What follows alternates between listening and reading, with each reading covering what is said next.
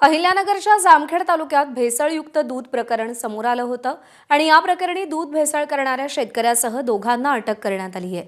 दुधातील भेसळ ओळखण्यासाठी मोठ्या दूध संकलन केंद्रात वेगवेगळ्या तपासणी करता येतात, मात्र सर्वसामान्य नागरिकांना दुधातील भेसळ ओळखणं अवघड असल्याचं सोम ॲग्रोटेक इंडियाचे सचिन काळे यांनी म्हटलेलं आहे।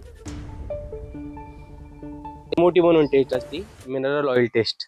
तर ती मिनरल ऑइल टेस्ट लावल्याच्या नंतर ते कळतं की हे दूध त्याच्यामधले जे दूध असतं ते दुधात फिरवून त्याच्यावरची क्रीम काढून त्याचं तूप सेपरेट करून त्याच्यामध्ये ते जे केमिकल असते ते टाकल्याच्या नंतर ते जे तुपाचा जो रंग असतो तो पांढरा होतो।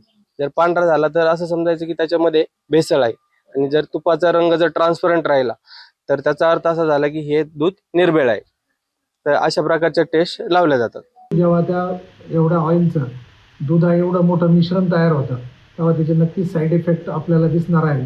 आणि त्याच्यामध्ये सुरुवातीला पोट दुखणं किंवा जुलाब होणं असे आणि मळमळ होणं अशा लक्षणं प्राथमिक स्वरूपात दिसतात। इचिंग होणं, रेडनेस होणं, रॅश, बर्निंग सेन्सेशन असे दुष्परिणाम होतात। आणि कुठलंही अडल्ट्रेशन जे आपण म्हणतो की कुठल्याही खाद्यपदार्थामध्ये दुसरं एखादं ऑइल मिक्स केलं तर ते नक्कीच शरीरासाठी घातक असतं। एबीपी माझा, उघडा डोळे बघा नीट।